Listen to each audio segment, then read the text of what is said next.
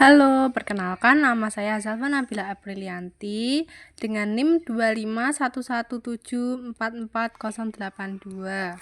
Saya akan membuat podcast dengan guru di salah satu SDN 2 Negeri Trayang, Kecamatan Klongkot, Kabupaten Nganjuk, Provinsi Jawa Timur.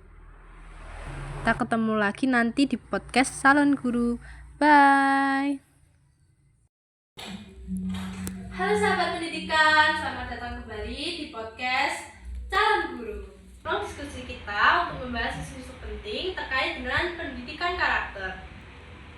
Pendidikan karakter harus menjadi benteng utama saat ini di era digital ini untuk membentengi anak-anak kita. Dan saya sudah ditemani oleh narasumber yang sangat luar biasa, yaitu Ibu Titi Irawati, seorang guru SD yang sehari-hari berinteraksi dengan para siswa. Selamat datang Ibu. Terima kasih, senang bisa bergabung di sini. Nah, dari yang saya dengar, Ibu pernah berkuliah di STAI Butudan Sidoarjo dan UNP Kediri, serta punya pengalaman mengajar selama 19 tahun. Nah, saya penasaran nih, apa itu pendidikan karakter dan mengapa itu penting? Menurut saya, pendidikan karakter itu bukan sekedar mengajarkan materi pelajaran. Ini lebih tentang menumbuhkan nilai-nilai moral, etika, dan sosial dalam diri anak.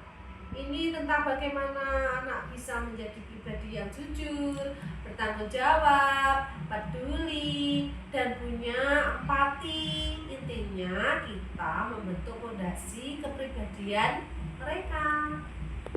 Jadi, bukan hanya soal pintar matematika ya Bu ya? Betul sekali. Coba kita bayangkan anak yang pintar secara akademis tapi tidak punya karakter yang baik, apakah bisa sukses seutuhnya di masyarakat? Tentu akan sulit. Pendidikan karakter ini yang akan membekali mereka untuk menghadapi tantangan hidup, berinteraksi dengan orang lain, dan berkontribusi positif. Apalagi di SD ya, anak-anak di usia ini kan sangat seperti spon, mudah sekali menyerap apapun yang mereka dengar atau yang ada di sekelilingnya. Ya, usia SD adalah usia emas. Otak mereka sedang dalam fase perkembangan pesat, dan nilai-nilai yang kita tanamkan di usia ini akan melekat sampai dewasa. Mereka belajar lewat teladan, apa yang gurunya lakukan, apa yang orang tuanya ajarkan, itu adalah mereka tiru. Nah, pertanyaan selanjutnya, bagaimana praktiknya di sekolah? Apa saja kegiatan yang dilakukan oleh seorang guru SD untuk menanamkan karakter? Ya, banyak sekali. Yang paling sederhana adalah lewat pembiasaan. Misalnya pembiasaan anak mengucapkan salam saat bertemu guru, membuang sampah pada tempatnya, atau antri saat mencuci tangan. Ini terlihat sepele, tapi ini adalah fondasi untuk membentuk kebiasaan yang baik. Selain pembiasaan, apa lagi ya Bu ya? Kami juga mengintegrasikan nilai-nilai karakter ke dalam setiap mata pelajaran. Misalnya, saat belajar IPA, kami bisa mengajarkan rasa tanggung jawab untuk menjaga lingkungan. Saat belajar bahasa Indonesia, kami bisa mengajarkan sopan santun dalam berkomunikasi. Lalu, ada juga kegiatan ekstrakurikuler seperti pramuka yang sangat efektif untuk menumbuhkan jiwa kepemimpinan, gotong royong, dan kemandirian. Dan yang tak kalah penting adalah komunikasi aktif dengan orang tua. Nah, ini penting sekali. Pendidikan karakter tidak hanya menjadi tanggung jawab sekolah saja kan Bu ya? Bagaimana peran orang tua jika di rumah? Ini adalah kunci. Sekolah dan rumah harus bersinergi. Kami para guru selalu menekankan pada orang tua bahwa pendidikan karakter harus dilanjutkan di rumah. Sering kali anak-anak meniru apa yang dilihatnya dari orang tuanya. Misalnya, kalau orang tuanya jujur, anak juga akan belajar jujur. Kalau orang tuanya menghargai orang lain, anak juga akan mencontoh hal yang sama.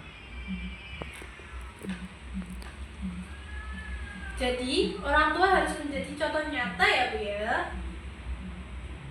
Tepat sekali. Selain itu, melibatkan anak dalam tugas-tugas rumah juga bisa menumbuhkan rasa tanggung jawab.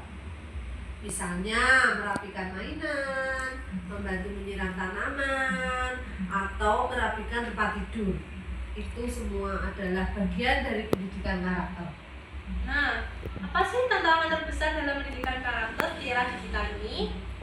Tantangannya adalah derasnya arus informasi dari media sosial dan internet. Anak-anak terpapar banyak hal, baik yang positif maupun negatif. Oleh karena itu, kolaborasi antara guru dan orang tua itu menjadi sangat penting untuk menyaring dan membimbing mereka. Terakhir, apa nih harapan Ibu untuk pendidikan karakter di Indonesia saat ini? Harapan saya, pendidikan karakter ini tidak hanya menjadi jargon, tapi benar-benar menjadi fondasi yang kokoh dalam setiap kurikulum dan praktek pendidikan.